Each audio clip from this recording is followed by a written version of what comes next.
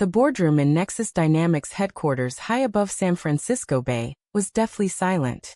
Richard Harrington, the CEO of the once thriving tech giant, stood frozen, staring at the printed security report in his hands. His only daughter Ensley had been captured on camera in the underground parking lot sharing a deep, intimate kiss with a woman. And that woman was none other than Everly Quinn, the brilliant engineer, who had single-handedly saved the company from total collapse just days earlier. It had started 2 weeks ago when a sophisticated cyber attack had breached Nexus Dynamics' most secure AI firewall, exposing sensitive data of major government clients. Stock prices plummeted overnight, investors panicked, and board members demanded Richard's resignation. The company his father had founded 40 years ago was on the brink of bankruptcy. Desperate, Richard had posted a high-paying contract for any engineer who could fix the vulnerability within 48 hours. Dozens applied, but none inspired confidence until Everly Quinn walked into his office wearing simple jeans and a black hoodie, her green eyes steady and her voice calm. She reviewed the breach logs in minutes and promised a complete rebuild if given full access and no interference. Richard had laughed at first, calling it impossible, but with the board breathing down his neck, he had no choice. Everly worked through the night, her fingers dancing across 3 monitors as lines of code filled the screens. By dawn, the systems were not only restored but fortified with new layers of encryption that even the best hackers could not penetrate. Clients returned, contracts were renewed, and the stock began its miraculous climb. Richard publicly hailed her as the savior of Nexus Dynamics at an emergency all-hands meeting, shaking her hand while the entire company applauded. He never suspected that this quiet genius had been part of his family in secret for 2 years. Ensley Harrington sat in her corner office on the executive floor, her heart pounding, as she watched the live feed of the celebration. At 26, she was the vice president of operations, groomed since childhood to take over the empire.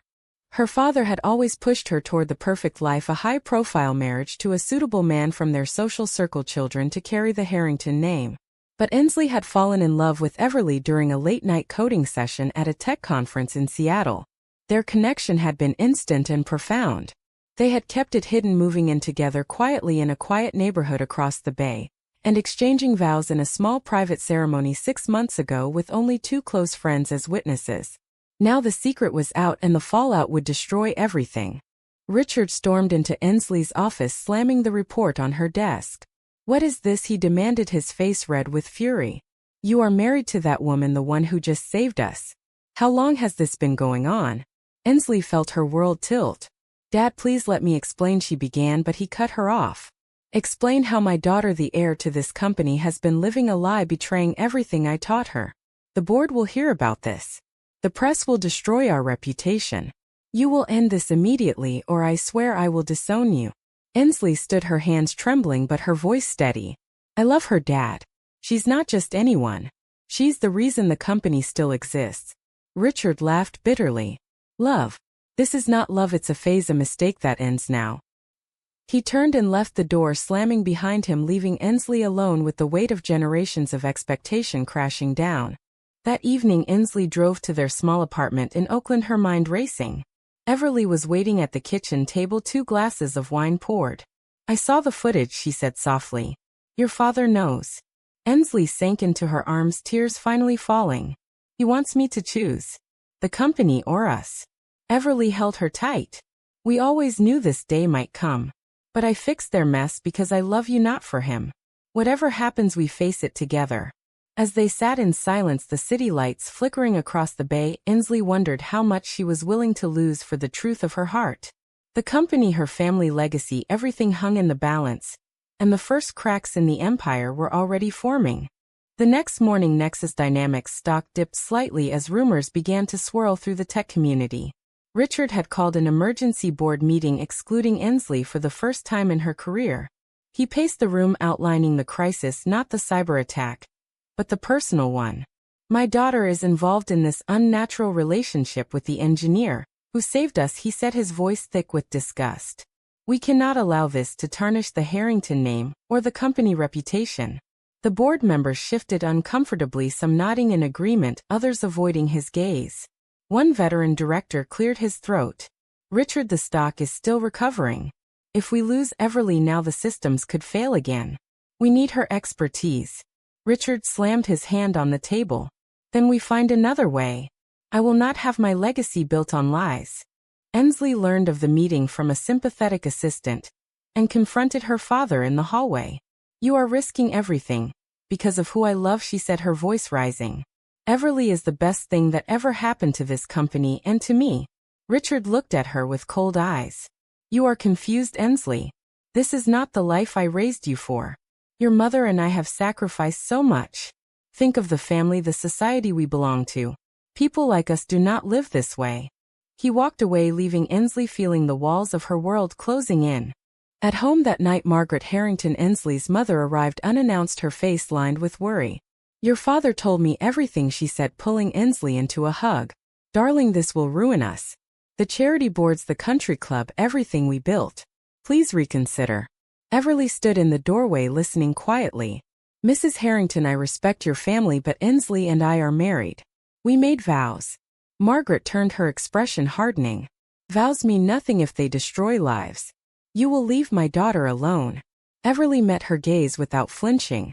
I love her more than anything. I saved your husband's company because she asked me to.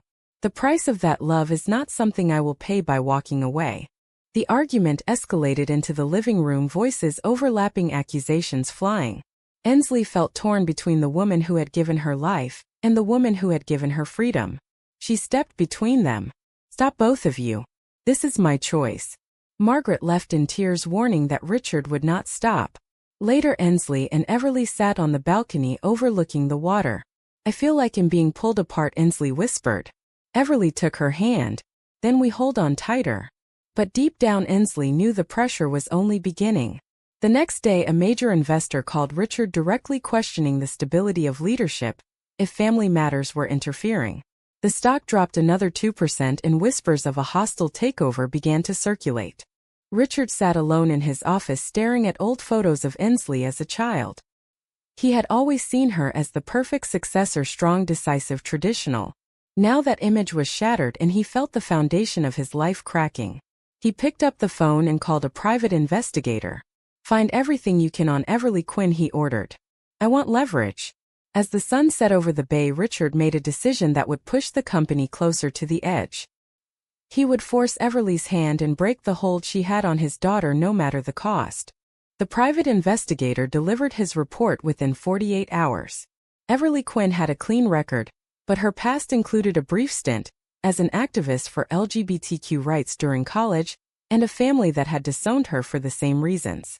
Richard saw his opening. He summoned Everly to his office under the pretense of discussing a new project. When she arrived, he slid the file across the desk.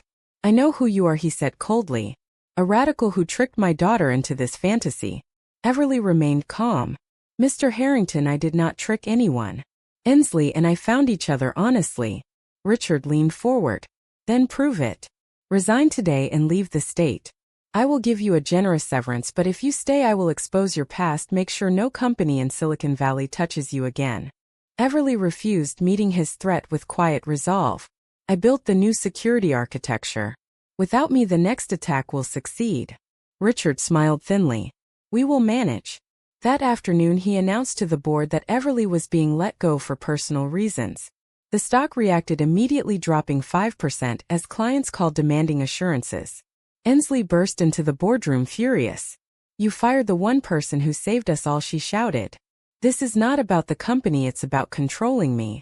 The board members looked away, uncomfortable with the family drama playing out in front of them. That evening, a heated family dinner turned into a battlefield. Richard and Margaret sat across from Ensley, and Everly, the tension thick enough to cut. You are throwing away your future, Ensley, Richard said, passing the salad. Everly is a phase. End it and we can repair the damage. Ensley set down her fork. She is my wife, Dad. Not a phase. Margaret began to cry. Think of the grandchildren, the life we dreamed for you. Everly spoke softly. I want those things too, but with Ensley as she is. Richard stood up, his chair scraping loudly. Then you both leave this family. The company will survive without her, but you will not survive without us. The next morning, Victor Lang, the ambitious chief technology officer, who had long resented Everly's sudden rise, approached Richard privately. I can fix the systems, he claimed. Give me the team and I will prove it. Richard, desperate for control, agreed. But within hours new vulnerabilities appeared and another minor breach occurred. The stock plunged further and investors began selling en masse. Inslee confronted Victor in the hallway. "You are sabotaging everything because of jealousy," she accused. He smirked. "Your father made the call. Maybe if you were not distracted by your personal life none of this would have happened." Inslee felt the betrayal like a knife. She drove to Everly's favorite cafe where they had shared so many quiet mornings. Everly was already there, sketching code on a napkin. "We are losing the company because of me," Inslee said, tears in her eyes. Everly pulled her close. "No, because of fear. But I have an idea. I kept a backup of the core code. If your father lets me back in I can stabilize it again."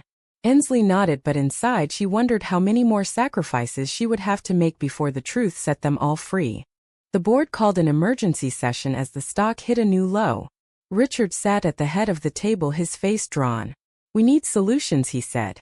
Victor stepped forward claiming he could patch the latest breach, but the team reported his fixes were failing. One director turned to Richard. "Bring back Everly Quinn. She is the only one who understands the system." Richard clenched his jaw. "Over my dead body." Inslee, who had demanded to attend, stood up. "Then the company dies with your pride, Dad." The room fell silent. Richard stared at his daughter, seeing the steel he had instilled in her now turned against him. The vote was taken. Everly was reinstated temporarily, but Richard vowed privately to find another way. Everly returned to the office under heavy security, the team watching her every move. She worked tirelessly for 12 hours straight, rebuilding the compromised sections. By morning the systems were secure again and the stock stabilized. But the damage to family ties was irreversible. Margaret called Inslee, begging her to attend a charity gala where eligible bachelors would be present. Inslee refused, sparking another tearful argument. "You are killing your mother with this choice," Richard added when he overheard. Inslee hung up, feeling the guilt twist inside her like a living thing. Meanwhile, Victor continued his quiet campaign, leaking anonymous tips to the press about the Harrington family drama. Headlines appeared questioning the stability of Nexus Dynamics leadership due to personal scandals. Richard confronted him in the parking garage. "You are supposed to help me, not destroy me." Victor shrugged. "I am helping the company by exposing the weakness at the top."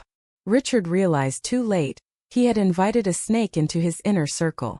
That night Inslee and Everly escaped to a quiet beach north of the city, walking hand in hand along the shore. For the first time in weeks they talked not about the crisis but about their dreams, a small house, children, perhaps a life away from the empire. Everly stopped and turned to her. "Whatever happens tomorrow, I choose you." Inslee kissed her, feeling the first spark of true awakening. But back in the city, Richard was making calls to influential friends, pressuring them to blacklist Everly. The moral line he had crossed was growing thinner and the cost was mounting.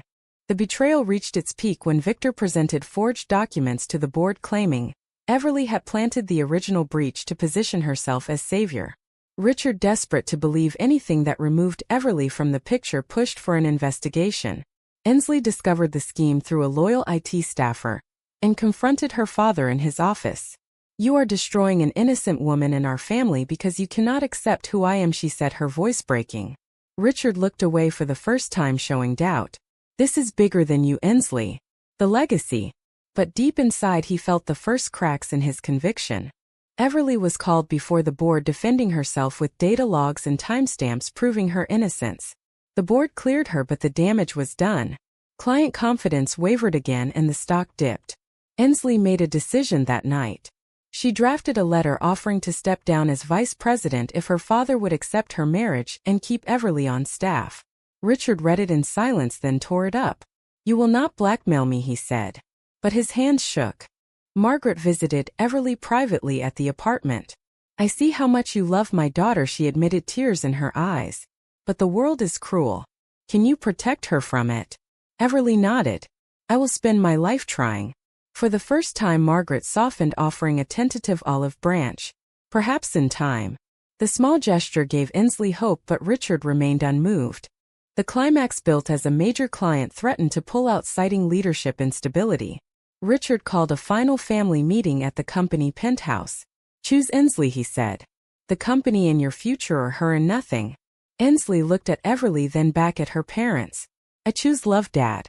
The words hung in the air like a verdict. Richard felt the empire he had guarded so fiercely begin to slip away. In the days that followed, Nexus dynamics stabilized under Everly's continued guidance, but Richard withdrew from daily operations, his health declining under the strain. Ensley took on more responsibility, balancing her role with her marriage now public. The press coverage was harsh at first but gradually shifted as stories emerged of Everly's heroism and the couple's quiet strength. Margaret began visiting their apartment, bringing small gifts and slowly bridging the gap. Victor was quietly let go after his schemes were exposed. Richard sat alone in his empty office one evening, staring at the city lights. He had lost control of the narrative, the company, and in many ways his daughter. Yet Nexus Dynamics was stronger than ever thanks to the very woman he had tried to destroy. A single tear fell as he picked up the phone and dialed Ensley. "I was wrong," he said simply. The words were the hardest he had ever spoken, but they opened the door to healing. Ensley and Everly stood on the same beach where they had once dreamed of freedom, now holding hands as the sun dipped below the horizon. The journey had cost them nearly everything, but in the end love had forced the awakening. The company survived, the family began to mend, and the two women built a life on their own terms. In the end, was Richard justified in his outrage, or did his prejudice blind him to the true cost of family?